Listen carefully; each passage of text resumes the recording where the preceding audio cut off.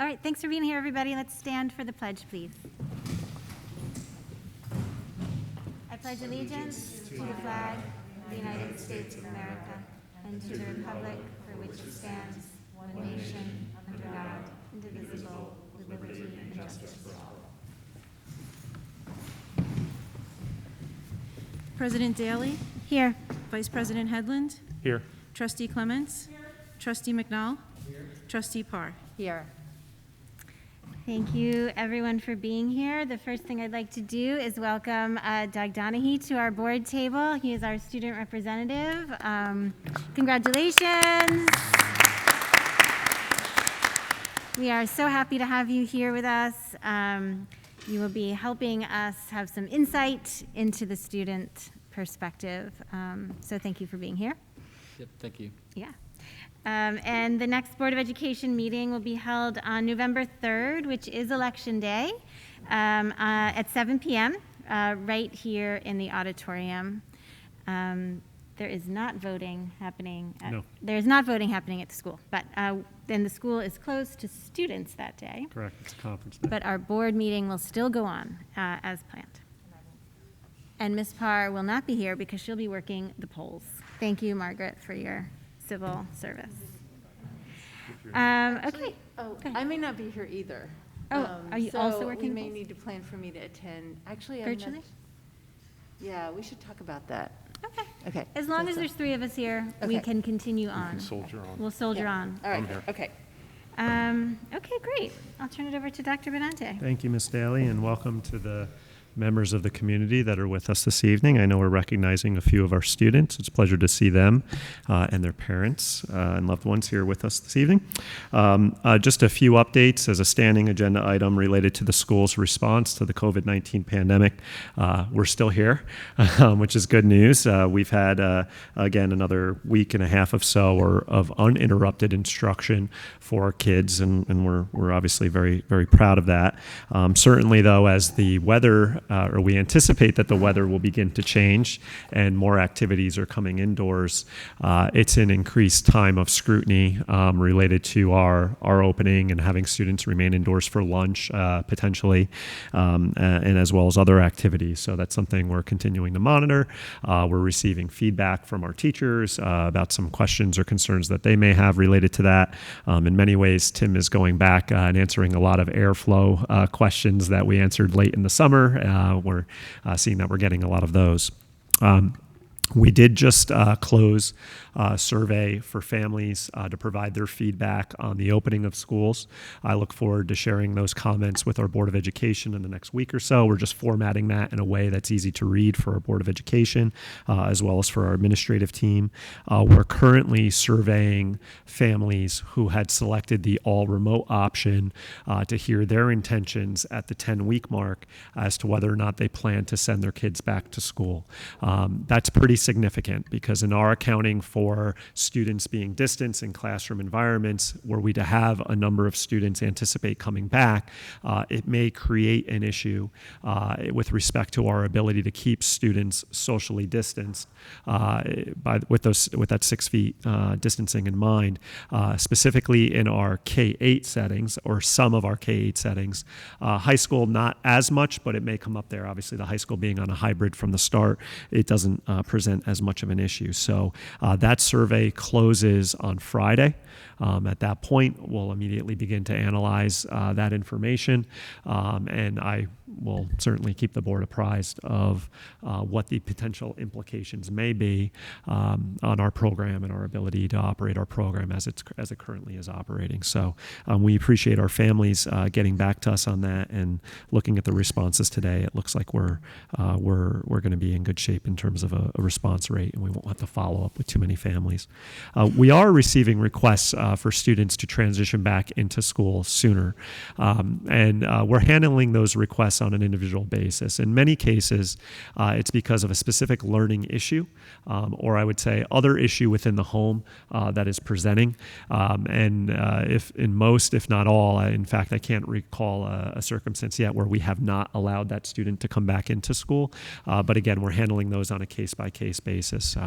I'm seeing a slight uptick in those with our building administrators over the course of the last 2 weeks, now that we're probably in the thick of the academic year, and we're really seeing students who are able to respond to that all remote environment, or those who've had difficulty. So we continue to work with that. So on the school reopening or opening end of this, things continue to be in a good place. I will say just one note, a continued point of concern that I've mentioned to the board before is just that teacher stress level. Our teachers are managing a lot. The fact that in many ways our teachers are teaching obviously the students in front of them, but also the students who are virtual is a really complicated task for them. Jen has sat in on meetings with the school reentry leadership team, which includes our teacher leadership as well as our leadership across other organizations. And we're very attuned, I think, to these concerns and considering how, if at all, we can make any adjustments moving forward. But that's something that's going to require, more deliberation on our part and potentially more discussion with our teachers. So those are a few updates there. In terms of athletics, we started athletic competition about 2 weeks ago. As far as our home games, and I mentioned to the board that the section had established a uniform policy across all Section 1 schools that spectators would only be allowed 2 per student athlete for the home team only.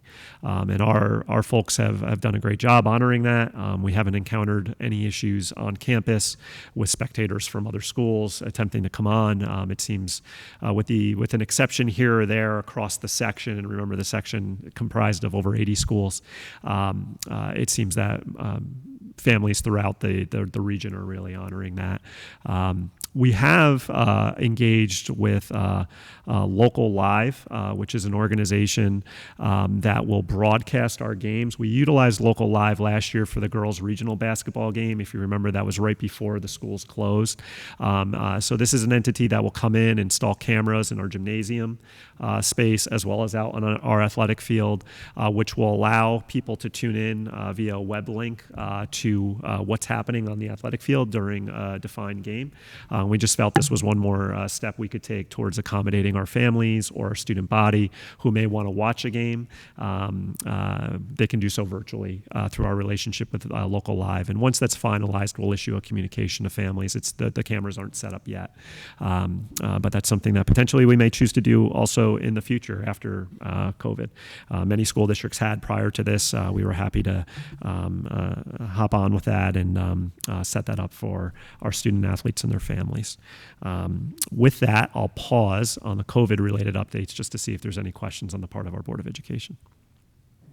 Can I just tell you, I stopped into the soccer game? Yeah. I went in, and the gentleman at the table did not know who I was.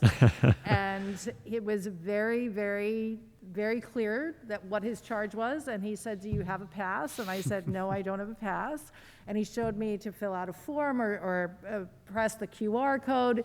He had it all completely down to a science, and I was completely stopped. So that made me very, very happy, knowing that, I'm the one that said, "Hold on, Sure. this is against the 50-person rule," because we have 2 teams and the people that work with the teams in that. But given the fact that the New York State Department of Health has said that this is okay and every school is doing it, I was really, really pleased to see how it was handled at the Haldane school level, completely not knowing who I was, didn't let me in. I was not getting any special privileges for sure. The kid was the kid, was he a student? He's not a student, he's an employee. He was a young man, but he definitely was like, "Look, this is how this is going to work," which is exactly what we need. So I was thrilled, and as soon as I identified myself, he explained to me exactly what was going on. So it was very good to hear that it is really completely set up as it should be. It's great. No, I had a chance to attend soccer and tennis yesterday. Our families were great. Our student athletes were great. Went through the same process at the gate. All that being said, I do want to make sure I just mentioned Meg Crow, our trainer, has been fantastic in helping ensure that we have all of the safety protocols established for athletics. And you see Meg on the sidelines, and she's disinfecting soccer balls and making, and the QR code that you saw, actually Meg created that. So Meg has been essential in making sure that we're implementing the health standards and honoring those for our student athletes and for our visitors.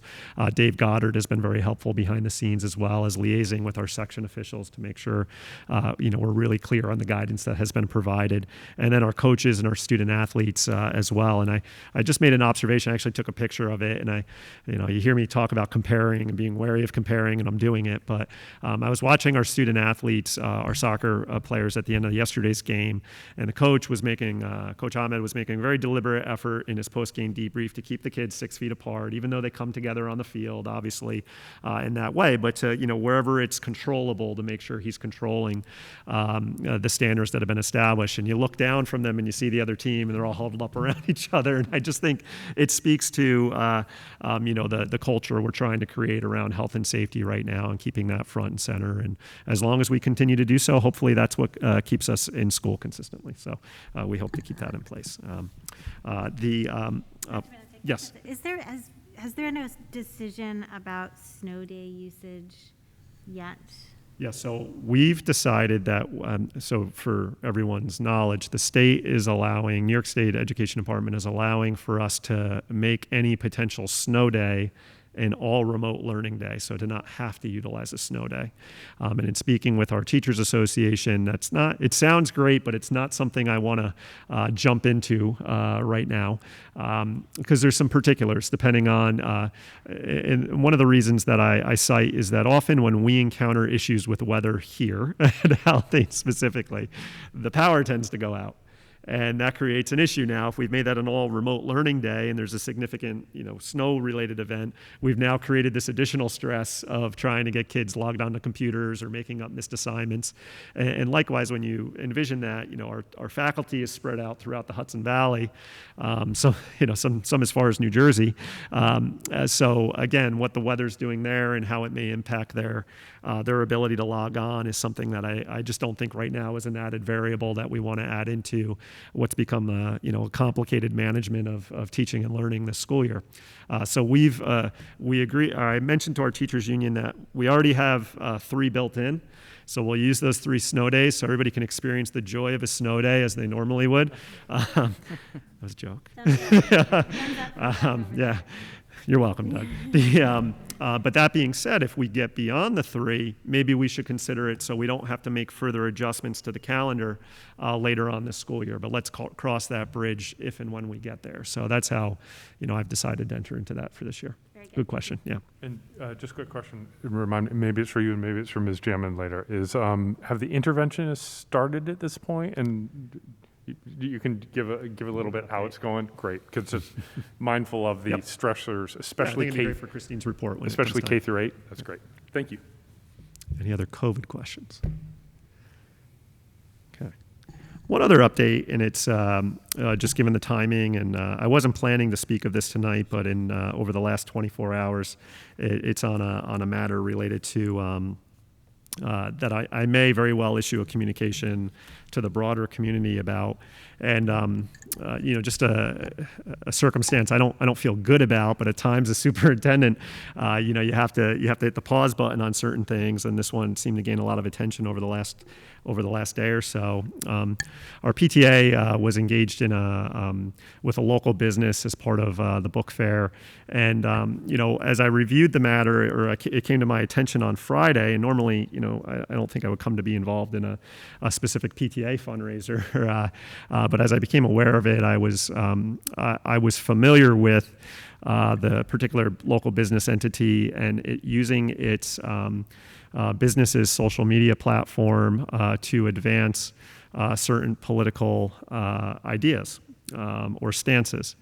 And that really puts the school district in a very precarious situation because we are funded by local taxpayer dollars. We are a public entity as a public school, obviously.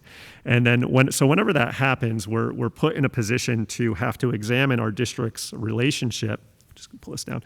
Examine our district's relationship with that particular entity. And, ideally in a perfect world, we don't have to worry about these things, but perhaps now more than ever, they're front and center, and I get it. And it's unfortunate, and I say that we have many local community organizations or local businesses that want to support our school.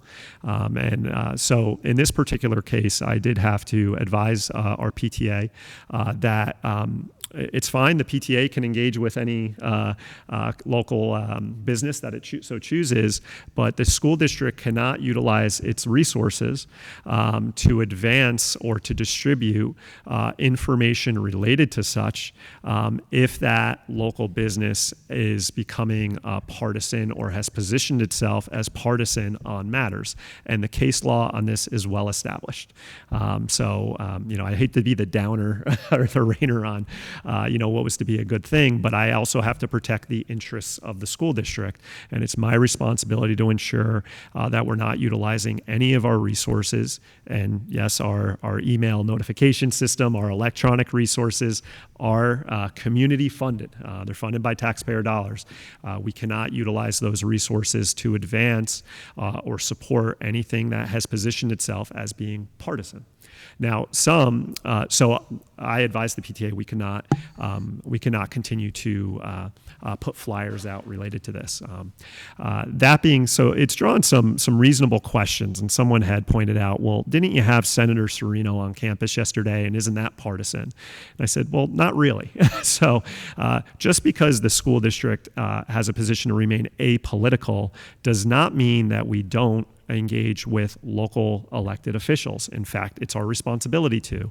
Those local officials, whether they fall, regardless of what side of the aisle they fall on, once they are elected, represent our community in Albany or represent our community in Washington. And the board and the superintendent have I think, a responsibility to have a relationship with those officials to best position them to advocate for the needs of our entire community. Again, at a state level or at a federal level or a national level, if that so chooses. We're not using the community resources in that way to advance any partisan perspective. We're advocating for the needs of the entire school community when we work with those individuals. So now a fair point would be during election season, and this is something someone pointed out to me, isn't it a little more to the benefit potentially of a local legislator to engage with our students in this way or to recognize a student in this way? And I said, well, potentially so. And we may want to consider that in the 60 days prior to an election that will withhold any student recognitions of the sort. In this case, I don't feel bad in any way about what happened, but I certainly could see the importance of maybe doing so during more sensitive times, and this would certainly be one of those. So I wanted to mention this to the board this evening because you're likely to see a communication from me about it because I do think it's reasonably being scrutinized, and many in our community are questioning why would I decide to do such a thing as it relates to not promoting a particular event. It is antithetical to our relationship with the PTA, so I do hope we've now established some clear guidelines for how we can prevent such a thing from occurring in the future. But I wanted to make sure the board had an opportunity to ask me questions of it if you so choose. I have a question, and it's about, Yep. You said that the case law is pretty settled on this case. Are there resources, or can you speak to what kinds of speech, I guess, count as partisan? If that makes sense. Sure. What's in this particular case, I would say, regardless of what anybody feels, if you're using and again, everyone has the right to their own private opinion. So this has nothing to do with what an individual member of the community would post on their own social media feed as private citizen. But when you use your business account to promote a certain opinion, that's relevant. So criticisms of the president. That would be partisan. Criticisms of a particular legislative initiative that the president has a position on, that would be considered partisan.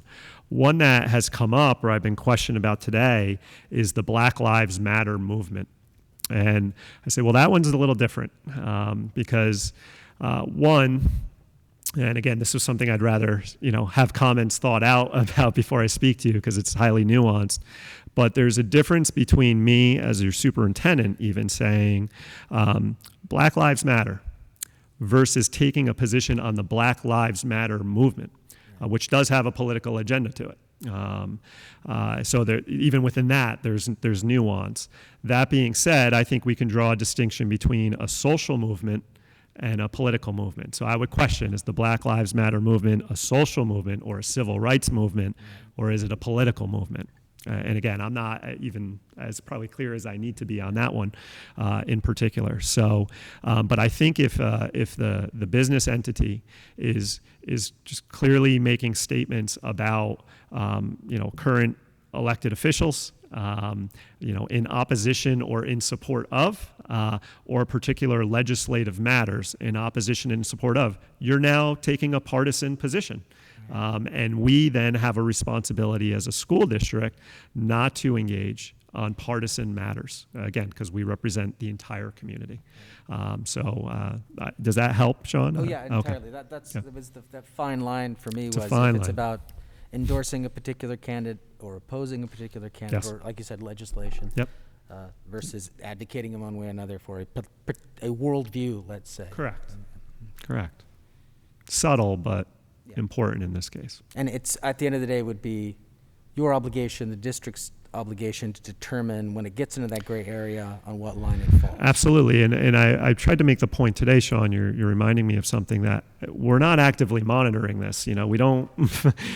We're not out there actively monitoring social media feeds. Right. So literally, it's often put in front of you. Yeah. And when it's put in front of you, you have you're in the position where you have to make a decision on it. So I do want to convey to the community or anybody who may be listening in that these aren't matters. Neither myself nor any other administrator. This is generally monitoring social media feeds is not a good use of our time. But because we're active members of the community ourselves, we may have knowledge to certain things, or we may see it for ourselves, or in some cases, people put it in front of us. In this case, I saw it myself. Yeah. I was familiar with it myself. There was no one who reached out to me. That's certainly something that's out there, that someone talked to me about this or may have, again, because of the political motivations that may be out there. It's not true. I saw it myself on a social media feed, and I as soon as I saw it, and then I saw the connection between one of our supporting organizations and a fundraiser, I brought it to their attention. And I suggested that we hit the pause button. I didn't suggest that the school immediately disassociate ourselves from the event, but that can we just hold up for a second here and examine it, which is often the starting point. And of course, when you get into fundraisers, there's contracts that are signed, there's things that may have already been communicated, and so I'm understanding of the desire to move forward with it. But then, in such a case, that I'm forced to make a more immediate decision than I would like to. Thank you. I do think we, as a board, should consider putting some kind of limitation on any political candidates in an election year for timeframes. I think that's a good idea. Not that I think there was anything wrong with what happened. But I can understand the perception now. Congratulations to that student that Yep. won the award. The Right. timing was unfortunate, especially for this. But I do think maybe we should look into making a policy for that. Yeah, that may be make it very very good for clear. policy. And we can recognize November 4th, So again, there's... Right, and there was a flyer that went out for Sandy Galiff, too, within the last few weeks, Okay. when she did the event down at Desmond Fish Library. it. So it clearly was not a partisan thing. This was a student being honored. Right. The timing was just unfortunate. But maybe we should look into That's a fair, policy absolutely. for going forward. Yeah, I'm just going to reiterate how, I think that this is how the school operates. We are an entity that welcomes everybody, right? That is our job, from every student to every taxpayer to every person. And if we want to continue to have open arms to everybody, then staying out of politics is essential. And I think we do that really well as a board and as a governance team. And I commend Dr. Benante for making those tough calls, and sometimes unpopular calls. Yeah. But that's our job, that's our work. It is. And I think we have to keep doing it, so. Thank you. Yeah. Okay. And lastly, before we have some special presentations, it is School Board's Recognition Week. So I just do want to take a moment to pause and on behalf of our administration and our school community express our gratitude for our Board of Education members who volunteer their time to serve as the governance team of our school district. And I cannot think of any other time, and I've said to you before, where I try to be a student of the history of public schools, where school boards have had to grapple with so many issues that have lasted and are endured for so long as it's related to our ability to remain open or even open our schools, as all of you have over the past 6-7 months now. And in particular, I want to thank you for your support because were it not for our school board remaining so supportive and coming to and taking the time to understand the complexities that were involved in the decisions related to opening our schools, our kids would not be having school every day. And I think you can see, and it's not a commentary on other school districts who have not yet opened, but I think those districts who have not yet opened for portions of the students, it illustrates how complicated this is and how difficult it is. Some of these are districts with hundreds of millions of dollars in budget, and they're still struggling to get to a place where the schools can open. And again, everybody was a part of that, but our school board members were a part of that as well. So the theme is it's sweet to be back in school. So we have a little chocolate for you all. Hopefully you like chocolate. If you don't, you can just send it my way because I'm consuming a lot more of it these days. And in addition to that, similar to last year, and I think the board appreciated this, we're going to make sure we have arrangements for a series of books to be donated to the Haldane libraries in your honor. For the upcoming school year. So thank you to all of you. And if I can ask our community members to join me in a round of applause for our school board.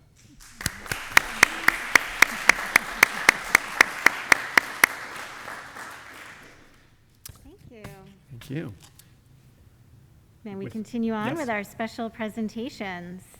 So our Haldane High School students, our National Merit Scholarship Program, who's doing that award? Miss Sniffen? Miss Sniffin's going to Come on give the down. awards, and I'm going to join her. All right. Miss Stein's going to join me for a great. moment. The first student we are going to honor this evening is Walther. Walther, if you could stand.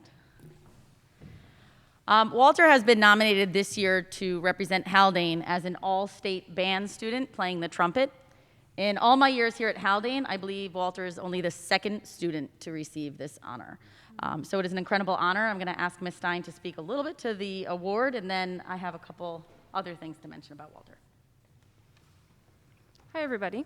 I'm Jessica Stein, and I am the band teacher.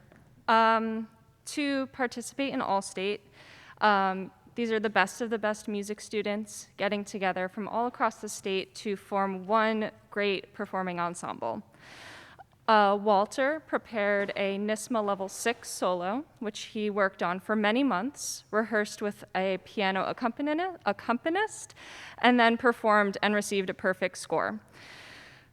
Usually, our all-state students get together at the Eastman School of Music up in Rochester, New York, for an amazing weekend of rehearsals and performances.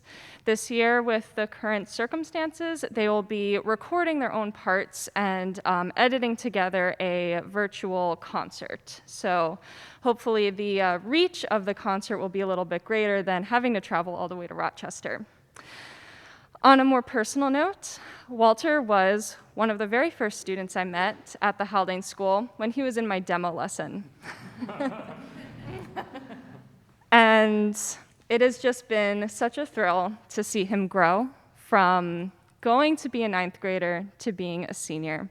And that's all I can express, and my pride in him in being selected for this great honor. So thank you. Just two other quick things to mention about Walther. Walther is also a phenomenal A student here at Haldane, in addition to being the Section 1 Class C champion in cross country in the 2019 season. My hope would be that there will be a sectional meet for 2020 this fall, but I'm not so sure. So congratulations on that too, Walther. We'll do like one of these. I don't have these.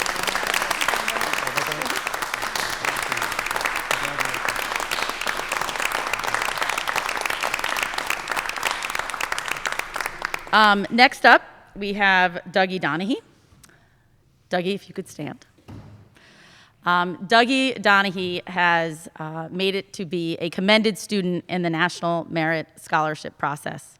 To be a commended student, you must score in the top 3% of the 1.6 million students who took the PSAT.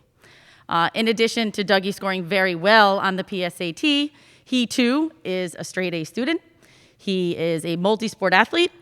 And in addition to that, he is the student council president and the rep to the Board of Education. So congratulations, Dougie, on your many accomplishments.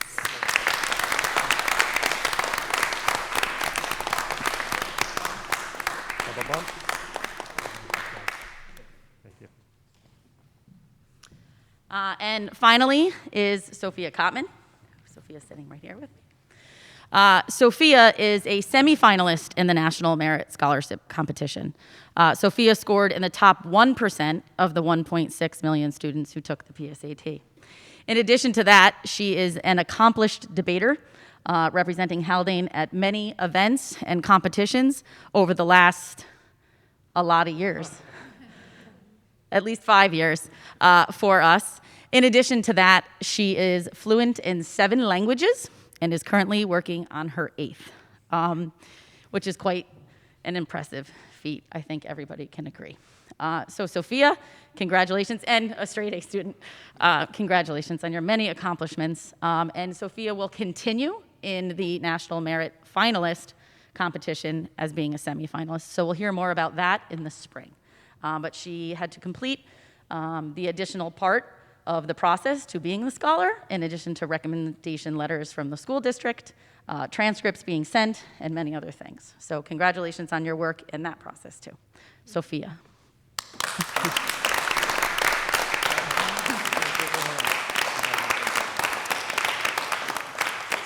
So I'm just going to ask if the students and their families will step outside. I'll step outside with them, and Ms. Rounds, if you could come take a couple pictures.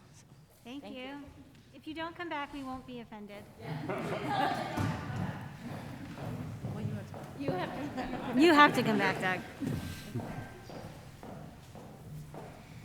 Wow, they're so impressive.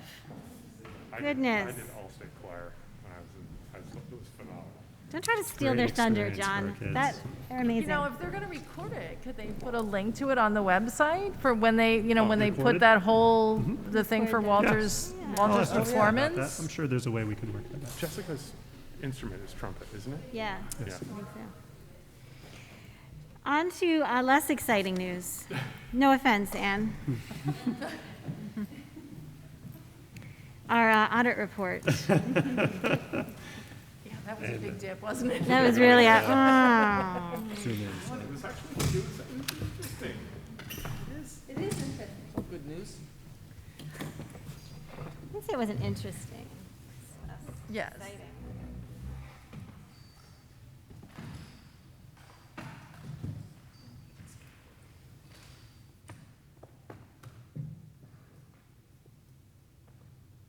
You can really see that ceiling there. Where that's Great shot of Capital the ceiling. improvement. right behind it. That horrible corner. Oh, there he is. Let me admit you.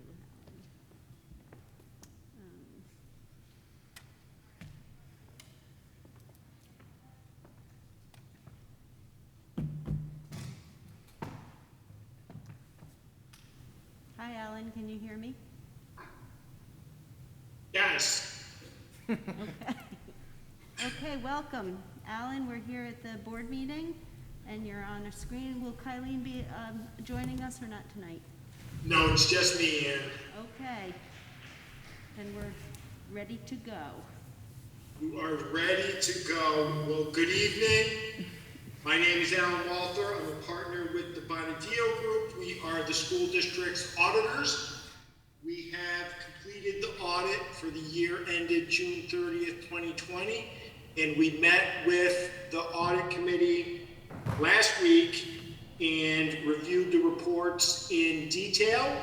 For tonight's meeting, I'd like to just give a brief overview of the results of the audit and then open it up to questions from the board if there are any. We completed the audit 100% remotely. We did not come down to the school district's offices at all, which is what usually we do. We come down for several days. So thanks very much to Ann and the rest of the staff at the school district for providing all of the information electronically. That is a pretty heavy lift, and it was very appreciated. New York State requires the school district's financial statements be audited in accordance with government auditing standards. So what that means is that we issue 2 reports on your financial statements. We issue an opinion on your financial statements, and then we issue a report in accordance with government auditing standards. And the overall results of our audit, we issued an unmodified opinion on the school district's financial statements. That is the highest level of assurance that we can give on your financial statements. And with regard to internal controls, we had no internal control findings and no compliance findings for our governmental auditing standards report. So overall, very favorable results, unmodified opinion, no findings, no compliance findings. Some of the highlights of the financial statements, if you look at the financial statements, they're really broken into 2 sets of financial statements. There's government-wide financial statements and fund-level financial statements. And what the difference is that the government-wide financial statements are basically all of the funds of the school district combined together, plus your long-term assets, minus your long-term debt, using a full accrual method of accounting, which means that you recognize assets and liabilities regardless of when assets are turned into cash or consumed, and liabilities regardless of when they're paid. So it's a very long-term look at your finances, whereas at the fund level, the screen went black. We're here. Are you still there? Okay. At the fund level, you just use a 1-year look at your financial statements, the same as the budget.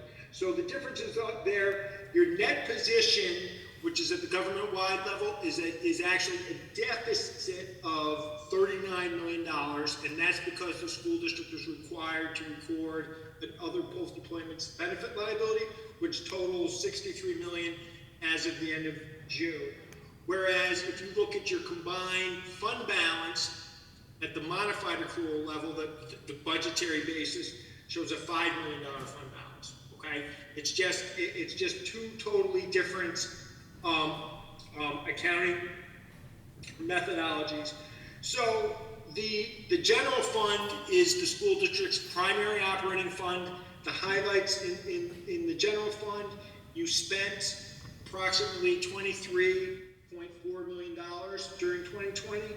You had a net favorable budgetary variance of $1,380,000.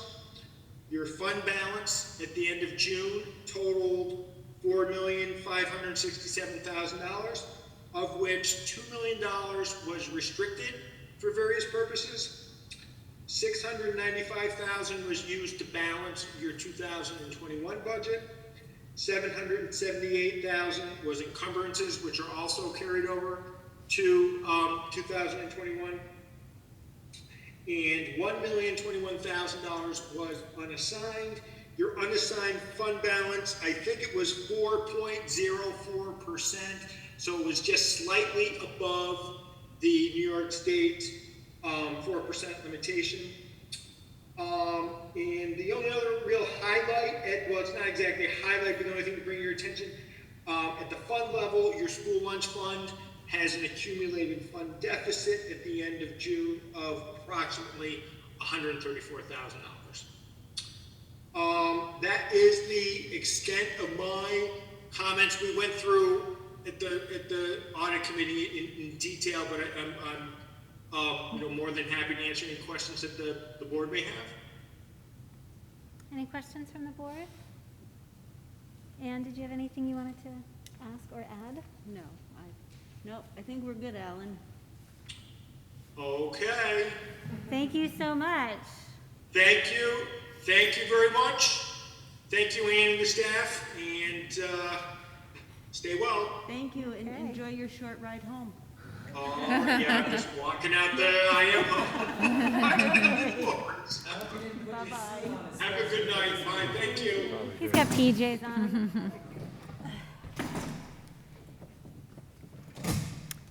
Well, that sounds like a really super positive report, Anne. Congratulations. Thank you. And thank you for your hard work.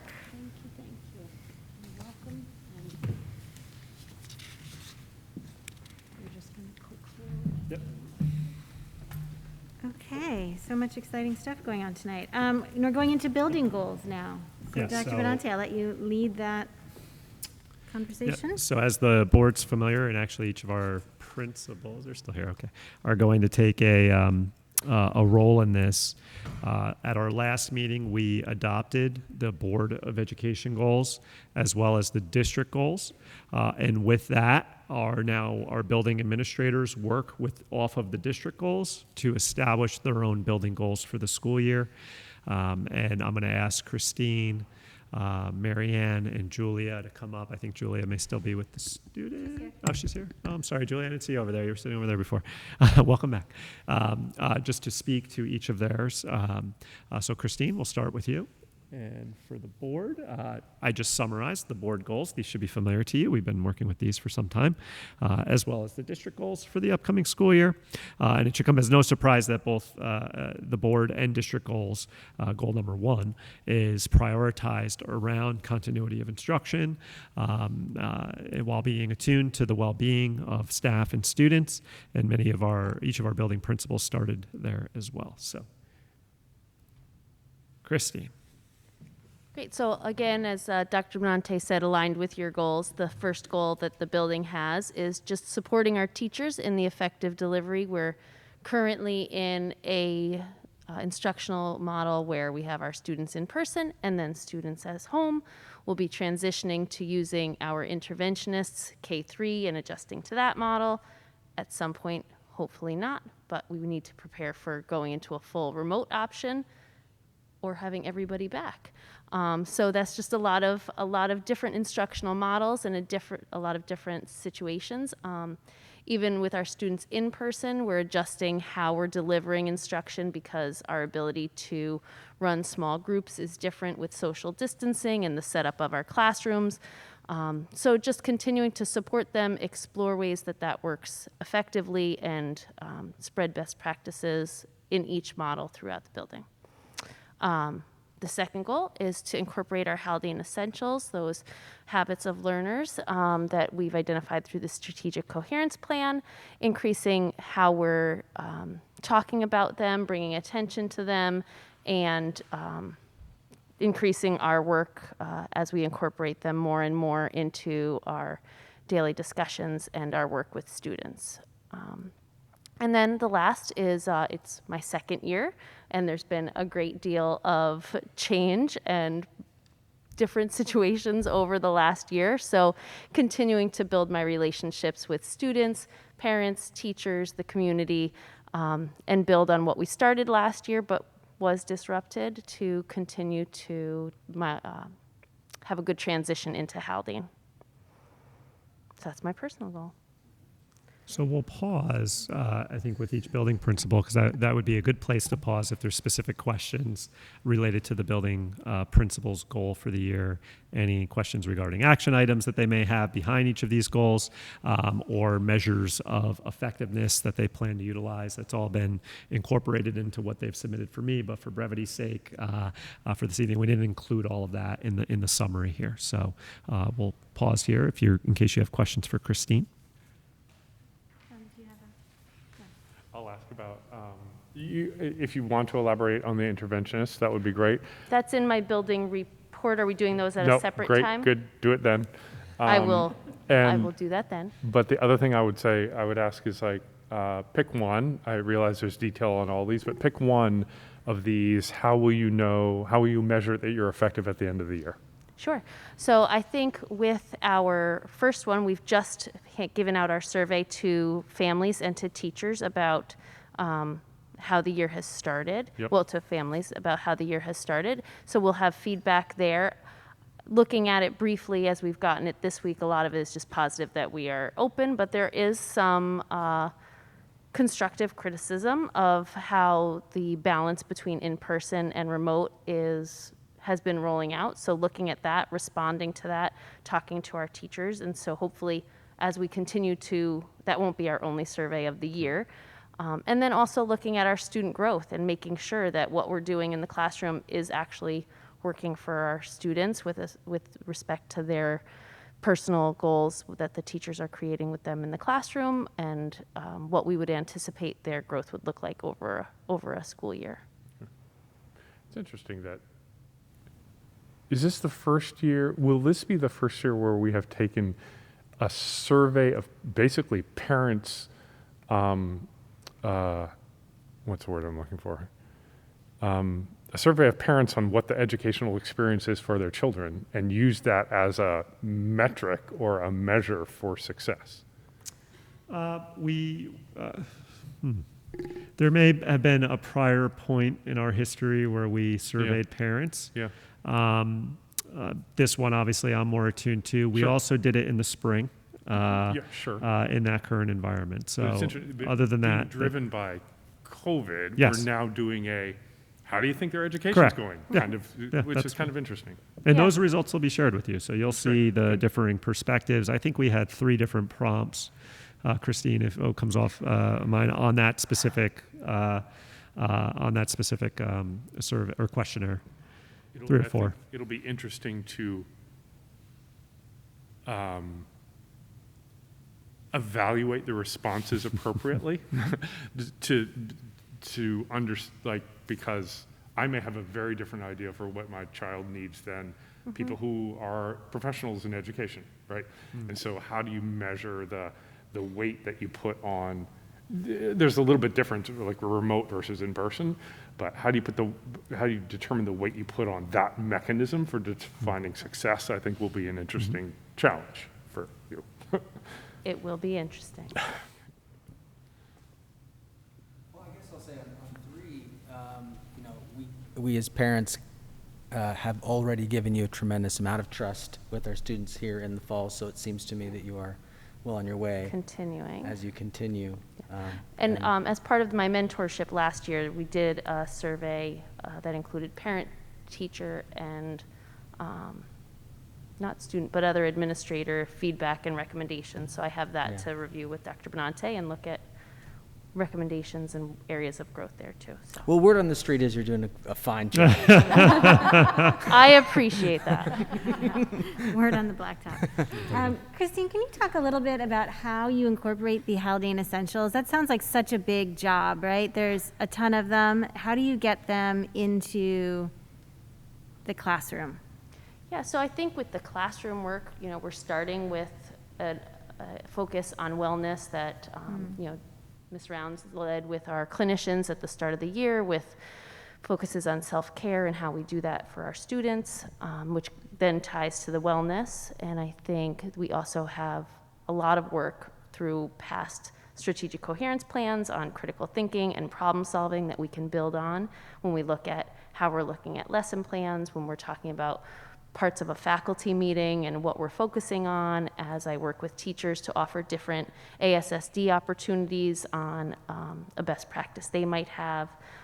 We have one coming up next week where Andrea Saunders is going to be looking at ways to incorporate the virtual units of study and using our co-teachers effectively, our virtual co-teachers effectively within the classroom, which I think ties to one as far as effective virtual practice, but then also ties to 2 in that the way that those units are delivered encourages critical thinking and problem solving for your students as they're reading or writing.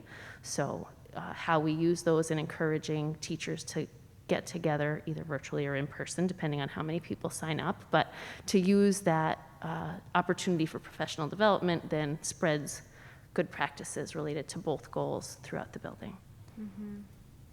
Thank you. That's good. Any other specific questions for Ms. Jamin?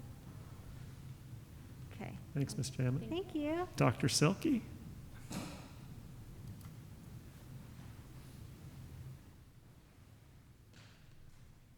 Good evening, everyone. So the middle school goals for this year are first and foremost to work along with the district goal of continuity of instruction for our students, whether they're in person or remote through the COVID crisis. The second goal is to disseminate the strategic coherence plan and support the adoption of the Haldane Essentials. And the last goal is academic in nature. It's the second year of the FOSS program being utilized in the middle school. And the work has now turned to making the full option science system valuable with both remote and in-person instruction.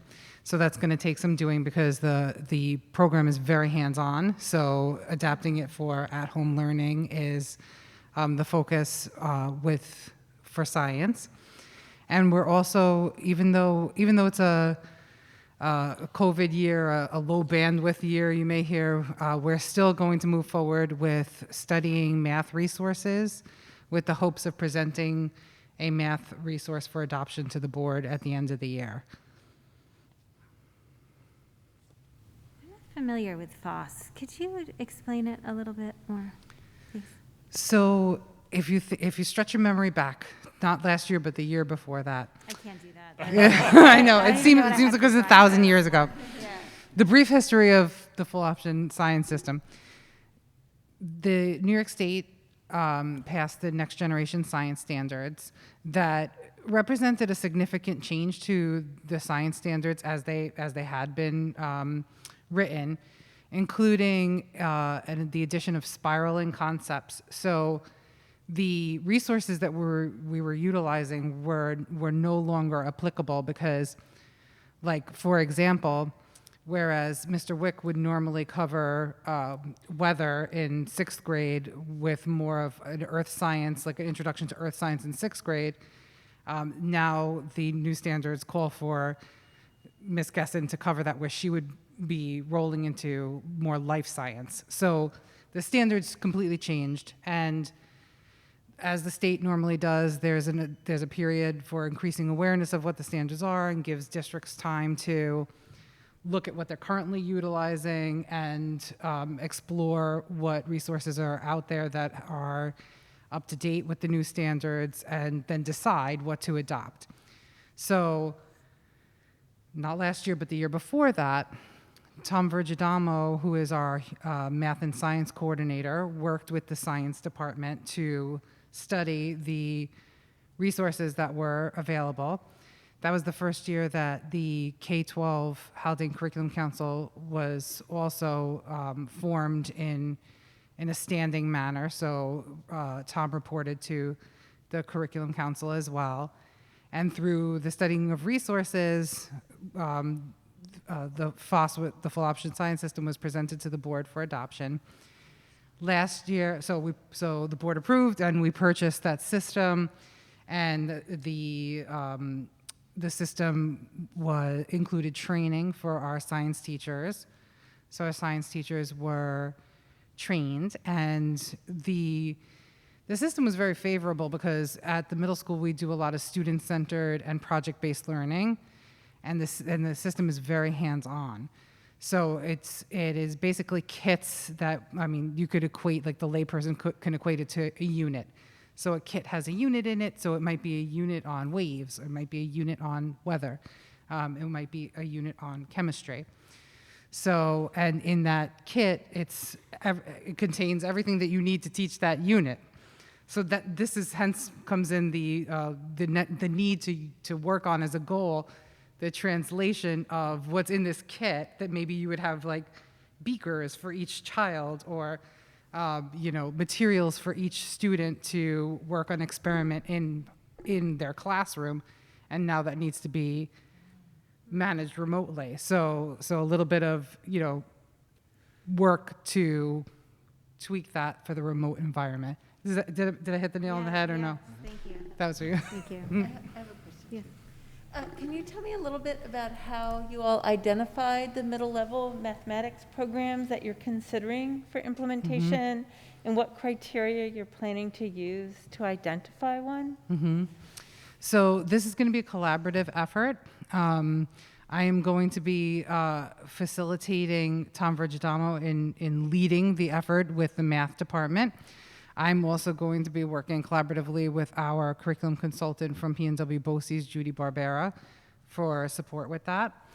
We will look toward nationally recognized resources and resources that meet the next generation math standards for New York State. We will use What Works Clearinghouse, and we will use regional recommendations from districts that have already adopted resources that are up to date with the next generation math standards. So your is the first step identifying which programs you're considering, or you've already identified?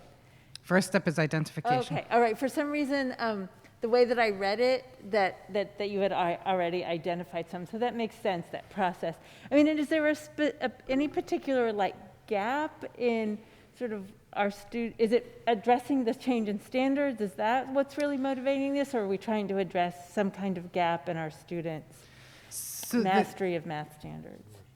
Less of a gap, although there is one thing that we're looking at that would be a bonus in a resource, is a resource that could be used in our academic intervention services as a but pedaling back from there, it's mainly to make sure that we have aligned, up-to-date resources that are aligning with the state standards. And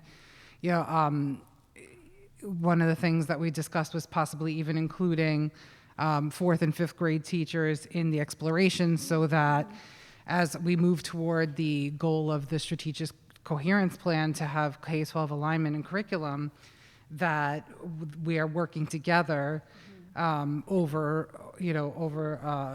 articulation of grade levels to align resources. Thank you. Yeah, thank you. That was great. Yeah. Thank you, Dr. Thank Silke. you. Mrs. Sniffen?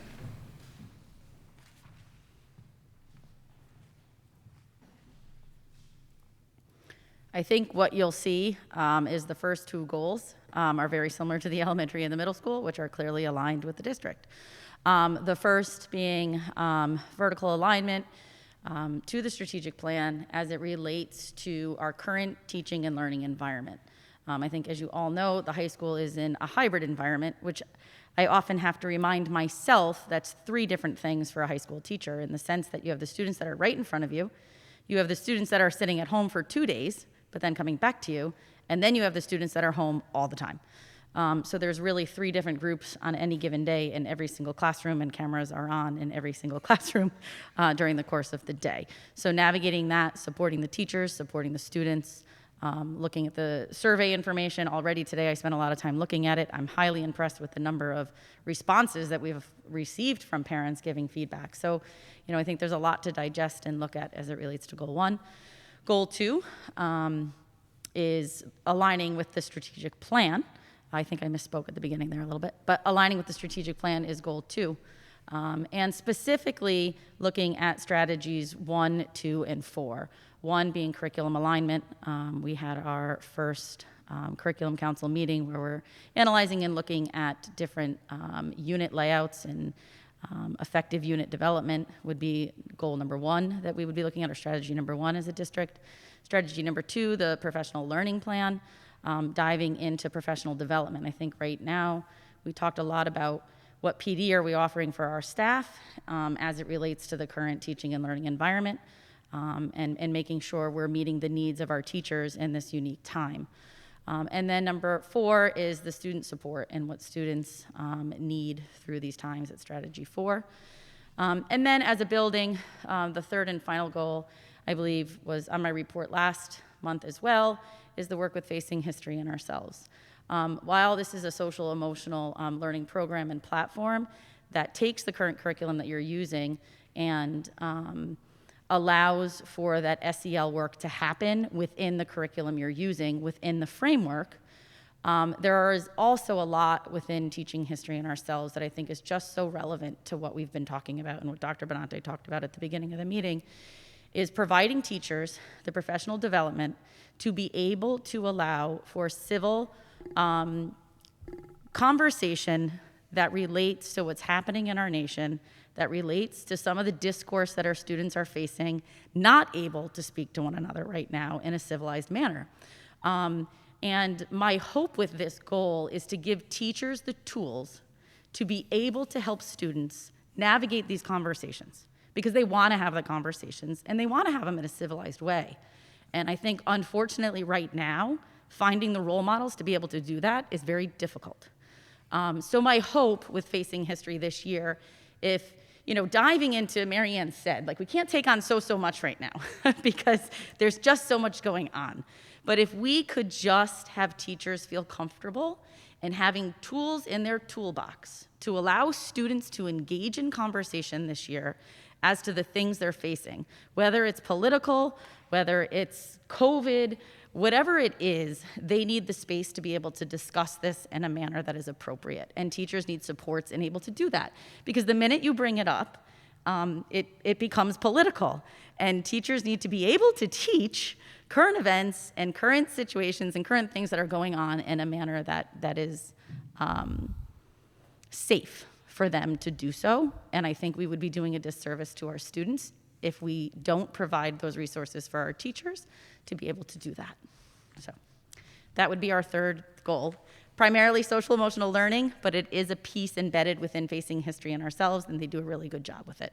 So I think that would be a little bit more of the push and the focus, especially civic responsibility and those conversations sooner rather than later.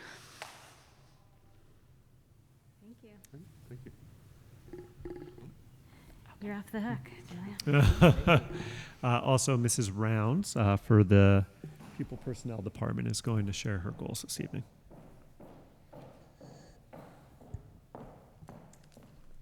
Good evening. Okay. So you'll see my first goal is to, for the PPS department, is to continue with the expansion of dialectical behavior therapy informed practices while adjusting to our new learning environment to support wellness. So this is directly aligned to the district wellness goal, and just a shift in, we've been training our staff and our counselors in dialectical behavior informed practices, but now, they do need to shift in terms of our current environment and in terms of remote services, and also resources that could support self-care. And the second goal that I have is to facilitate behavior management training for all teacher aides and assistants. This is something that came out of my needs assessment when I first started last year, and then we closed. So it was something that I wanted to work on at the end of the year last year. And now we have hired more paraprofessionals that are new to us, and we have the unique challenge of students coming back from remote environments, all remote environments, and then engaging in classrooms again and engaging in learning and coming up. We still have some students that are all remote that may be coming back at different times.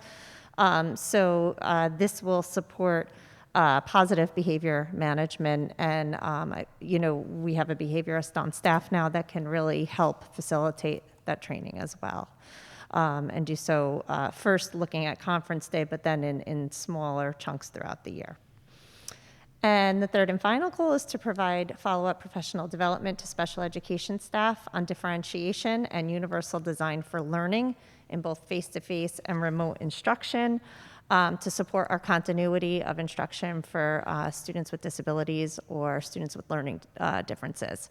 So we did a lot of work prior to this year with Goldman, Sora, and Rutherford coming in as instructional coaches with our teams, our co-teach teams. And they were doing that in person, and it was really robust, kind of all-day training. Now they are offering little mini workshops that are online, that are web-based. So what I plan to do is work with our teachers and to identify what they see as the need as they're shifting, from in-person, face-to-face instruction and remote instruction, and say, what do you need to help provide accommodations for these students that may be online part of the time. Sounds good. Any questions for Ms. Rouse? Yeah, I'd just ask a quick question. Thank you very much for this. On number one, where would you continue the expansion of dialectical behavior therapy practices? Where would you say that the school is or the practices are now, and where do you want to get by the end of the year? So that's a little bit challenging because in terms of expanding, the language that I use there is a little bit, it's a little bit challenging because we can't do the groups that we were doing before, you know, so to provide more groups in dialectical behavior therapy right now is difficult with social distancing, right? But for this year particularly, I would like we still have a trainer that comes in and provides support to our team every 2 weeks, and she consults with them. And what I would like to see happen is more of a shift, more than an expansion in terms of, I guess it could be an expansion too, and expanding that role of providing self-care resources that are DBT aligned and be able to provide support remotely if we should end up in a remote environment for how to run these groups remotely and what kinds of resources can we use that are DBT informed in a different kind of environment. All right, thank you. Thank you. Thank you. Thank you, Ms. Daly. So with that, That concludes our building goals. we do. It concludes our goals. You may hear more about them when we get into, you will hear more about them when we get into individual building reports, which happen on the second part of the school year. So we'll reconnect with our principals during that time. Great. Thank you, everybody. Is there any communication from the public at this time? No. Okay, we're going into information reports. So our first report is from our student advisor, so no pressure, Doug, if you you don't want to give a report tonight, but if you would like to, do you have one prepared? Yes, I actually have some information prepared. Of course you if do. you'd like to hear it. I love it. Good. Yes, so in terms of coming back to school and everything, it seems to be going at a very nice pace, obviously. The Student Council had their first meeting today, which is nice. They established a Spirit Week for next week, discussed themes and colors, most of which are yet to be decided by the class officers. Additionally, Student Council established that Fridays would become blue and white days, so that's good for school spirit and such, especially now more than ever, school spirit pretty important. Additionally, class officers were asked to reach out to students in their grade and to provide student photos, student art, and student murals that can be displayed in the hallways as well. And additionally, the college process seems to be going at a nice pace as well, as 3 students have already applied early action by the October 15th deadline. 16 students are currently working on applications for the early decision deadline by November 1st, and 3 more students are working on early decision applications that are due by November 15th. And additionally, a lot of students have also started applications that are due on December 1st, January 1st, and February 15th, respectively. Great. Out of curiosity, does the high school student council connect at all with the middle school and elementary school student councils? Not necessarily, Yeah. but that is something that can be explored in the future. Yeah, just wondering. Great. Well, thank you very much. Did you just say Blue and White Day is going to be ongoing, not just for Spirit Week? Yes, that's correct. Blue and White Days will be ongoing for every Friday. I love that. Yeah. Thank you, Mr. Donahue. Ms. Jamin.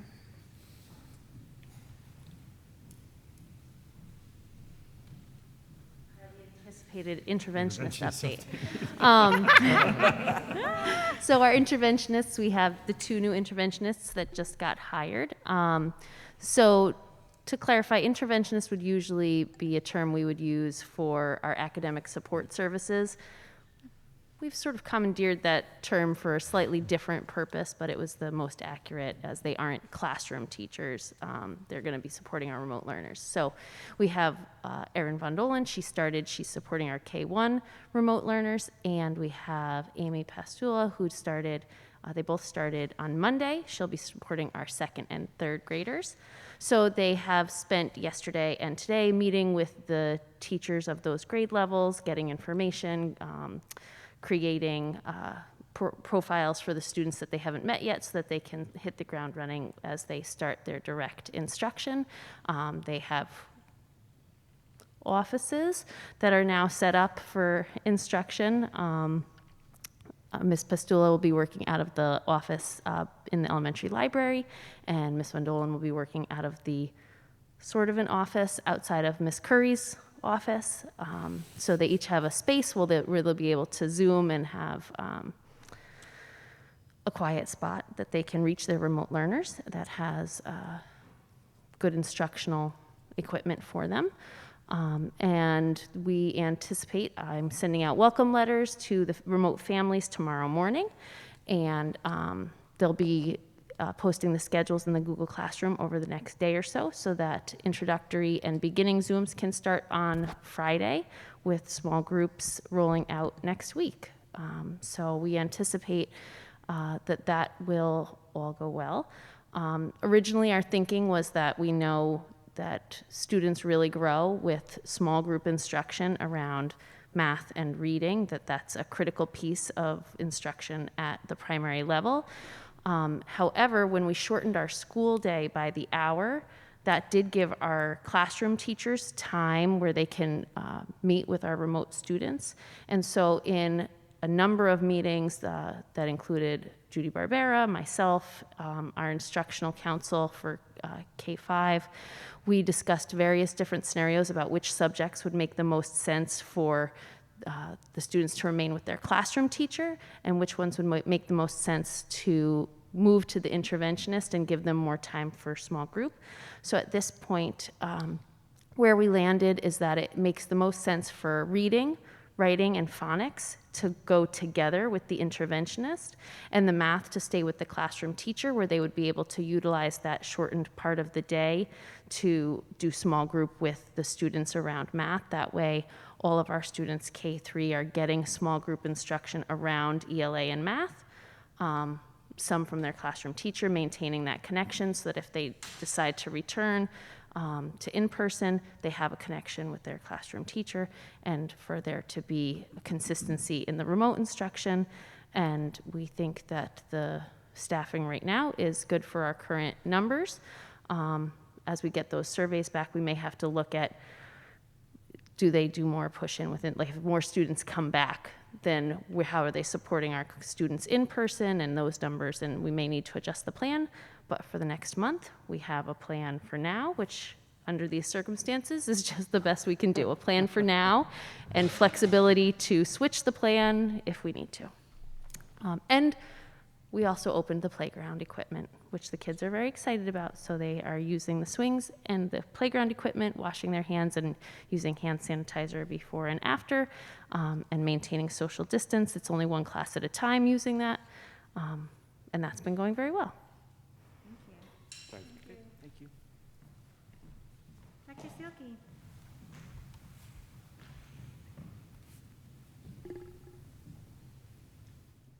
So I've been reflecting on the fact that we've been open since September 3rd, and I'm very grateful about that. So tonight, I would like to attempt to delight the board by sharing 3 of the things that I love that I've experienced at school so far this year. So the first is very appropriate as I was listening to Ms. Stein tonight, because I had the opportunity to observe Ms. Stein's band class, her 6th grade chorus band. And I observed how she began in the band room by addressing her remote learners that were joining and giving them their instructions for class for the day. And while she was addressing the remote learners, the in-person learners were doing a do now. And then the class transitioned to outside and played some beautiful pieces of music outside. And in our Danielson rubric, there's a line about a teacher making a major instructional transition. And I just think that Ms. Stein's professionalism in teaching the class outside, 12 feet apart, really just speaks to that. So I love that. Another thing that I love that I get to do every morning, and you would think that it would be very cumbersome, but it's actually oftentimes the most wonderful part of the day, is greeting all of our students at the flagpole. Myself and Cesarina McGovern, one of our aides, and Catherine O'Hara meet each and every single student, and having to go through the health screener has actually allowed me to learn all of our students' names very, very quickly.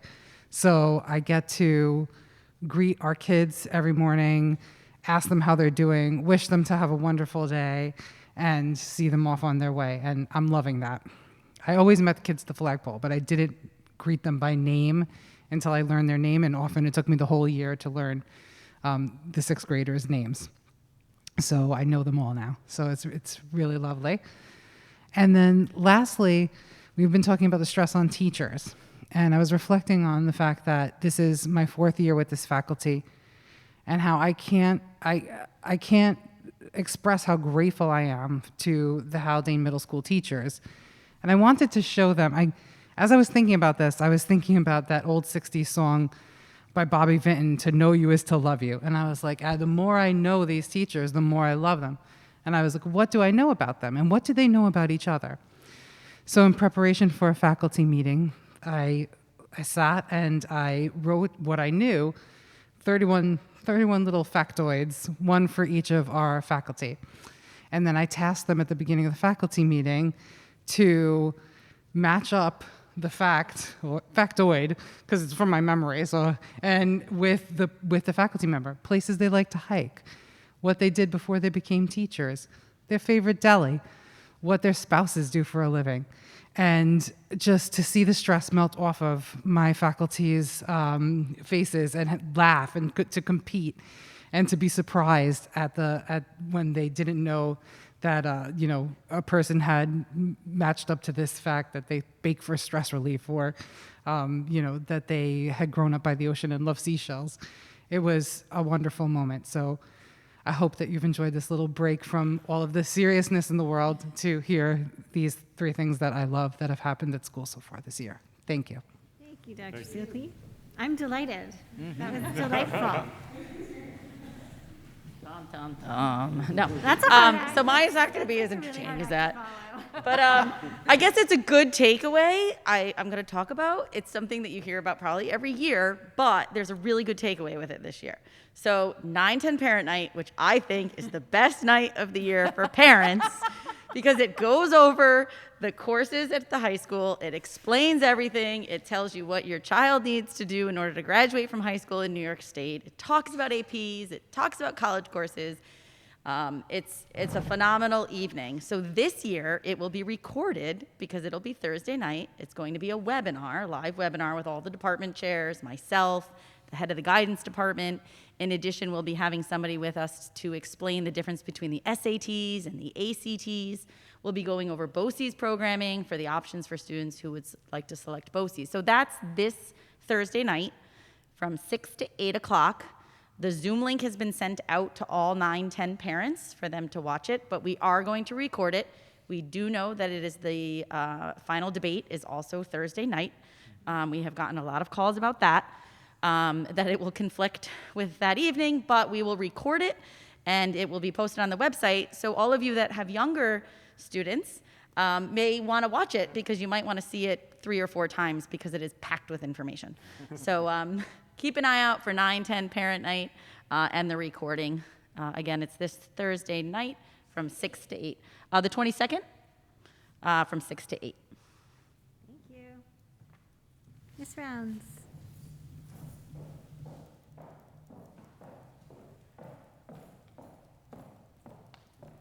Okay, I just wanted to start with a quick thank you to the Putnam County Department of Health, because we were able to pull off our flu clinic this year. And I was very nervous about it because there were a lot of changes that needed to be made in terms of the timing, the location. Usually we do this in the nurse's office. We had to take the big gym to make it a socially distanced flu clinic. And we shifted the time so that we were able to offer the flu shot to students who were all remote. So the nurses from the Department of Health were here until 6 o'clock at night in order to do that. And it was ran really well. It was very efficient. And I have to thank the teachers and the facilities department and everybody who worked together to pull it off, because I think getting the flu shot this year with symptoms and COVID and everything is very important. We were able to vaccinate over 200 staff and students, with a lot of help from Catherine O'Hara organizing, and like I said, teachers being displaced from their rooms and things like that. So it went really well. Just a quick announcement, Red Ribbon Week will be the week of October 26th. So this is a week of activities planned to promote healthy choices and choosing to be drug-free. There will be different themes each day that coincide with Spirit Week. So for the elementary school students, you might see flyers like Wake Up to Be Drug-Free, wear your pajamas to school, that kind of thing. Will happen throughout the week, and facts will be shared based on grade level. And students will make a pledge to remain drug-free. And just along with the wellness, our counselors continue. I talked last week about the counselors doing some support groups and how, sometimes there's not always a very good turnout for that. People might not feel comfortable coming to a support group on campus, so they are working really hard to develop other ways to provide self-care and wellness to our staff and our students. Lisa Kahn, for example, and the other counselors are working to develop a web page with resources on self-care. So more on that when she has completed that. Nicole Snook, our school psychologist, will be providing an ongoing newsletter with resources and tips and self-care as well. So they're continuing to work through this to try to support our students and staff. Thank you. Thank you. Mr. Walsh.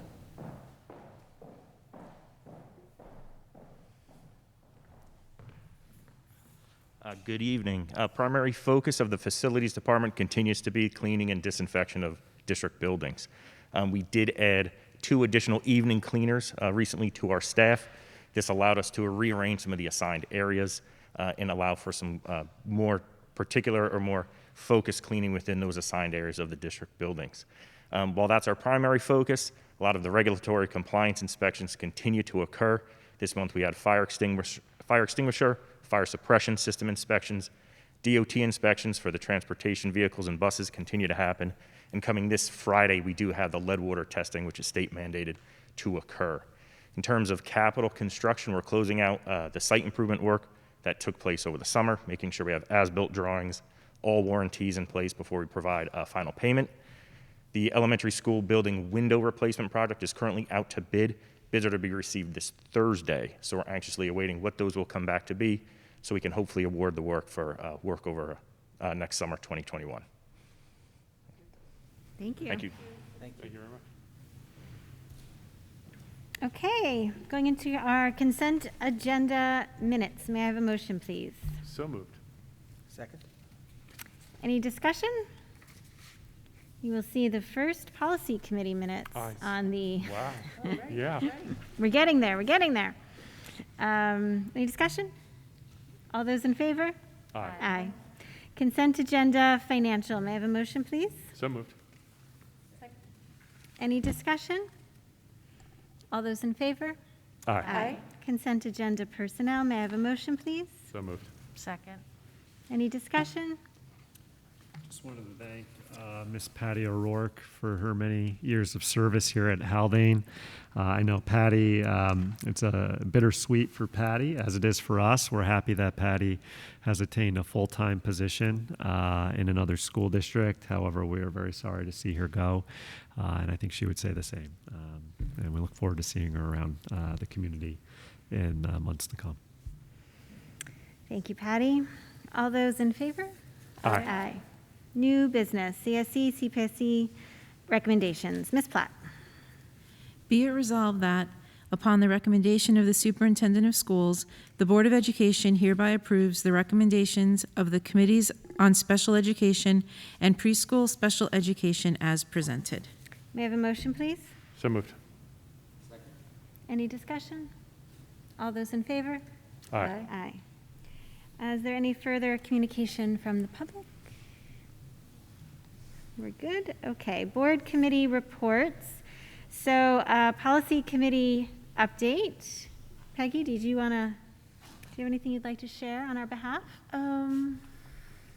Well, I don't think so. I mean, everything's in the minutes, so we've gone through everything. We're doing a pass-through on some of the policies that need some additional sort of attention and review from the administration. I guess the one thing I would say, which isn't necessarily, I don't know. No, I think that's it.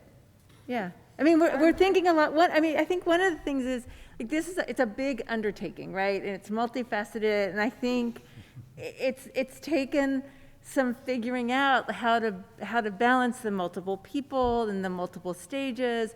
I feel like at our last meeting we're really getting there. Like I do feel like we're sort of finding our groove. I mean, just as a reminder, we got the second draft of the policy manual at the end of February, so we've done this whole review and it was a lot, right? We've done this whole review more or less, actually, guess we did it all remotely, you know, with Jen and I taking a lot of the lead on doing the first pass to free up Phil, knowing how busy it is. Normally it would be something we'd do together, but Jen and I really took a lot of that, but gladly.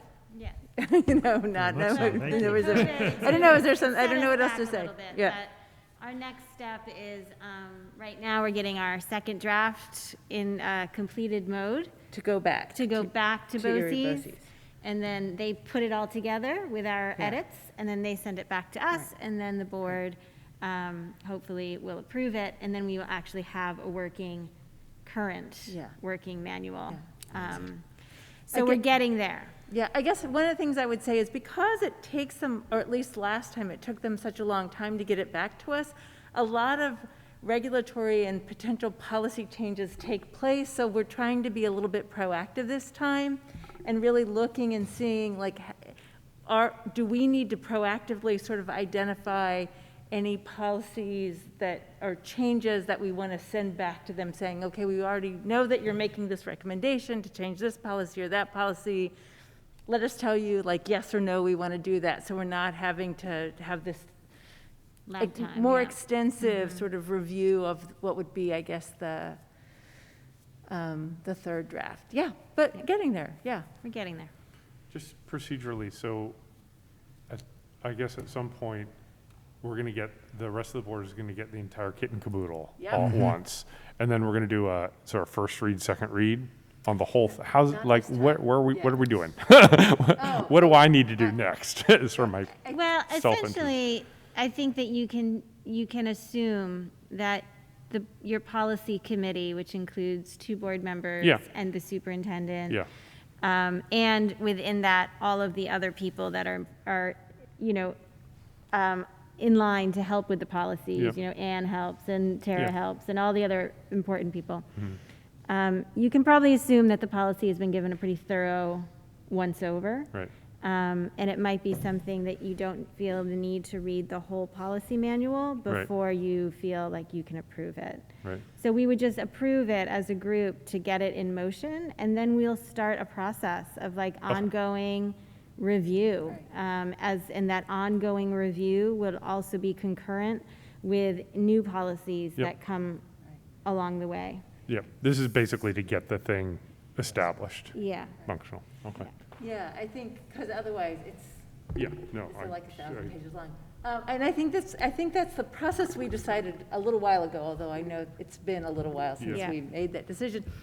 I mean, really the way that we're planning to move forward is even the policy audit process, the ongoing policy audit process, will be conducted primarily by the policy committee. And what that will involve is the 3 of us, or who's ever on that committee, reading every policy on a rotating basis, where the rest of the board, and anybody's welcome to do that, right, to read the policy manual, where the board then will actively weigh in on policies is when once we have the adopted manual, is when we're revising policies or adopting new policies. Yep. Okay. Does that make sense? Yeah, it totally makes sense. Yep, thank you.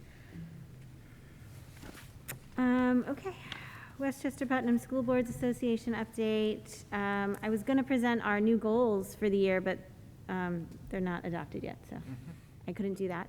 But I was asked to remind you all, I think you get all of this in your email boxes, but they did just send out a virtual, it's kind of like a town hall, but it's for very specific issues.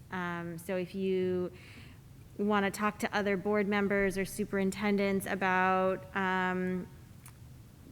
socially distanced board meetings, you can sign up for this Zoom call at this time. If you want to talk about how do we assess student needs during COVID, you can sign up for this call on this date. And it's a whole week. It's almost like a little mini virtual conference. Yep. It sounds like a great idea to me to be specific, which is so nice. So if there's a specific issue that you're interested in soundboarding with other school board members on, it's there for you, and other superintendents as well. So if anybody ends up going and doing any of those, report back. Yeah. Okay, board reflections. Anybody have anything additional that they'd like to share? Well, I feel like every time we meet, we should celebrate the great work that all of our faculty is doing. And thank you. I see but a small portion of it, but I see so much, and I can't express my gratitude enough. So thank you. Sounds good. And to all of our staff, really, right? Everyone. Everyone. Our whole Haldane family. That's a big true. Thank you. That's nice. Dr. Benante? I have no further remarks. Okay, well, we started our, previous to our board meeting, we were interviewing potential athletic director candidates, and we now need to go back in to have some more discussion about that. So I'd like to make a motion to go into executive session to discuss personnel matters made confidential, personnel confidential. What's the word? What do I want to say?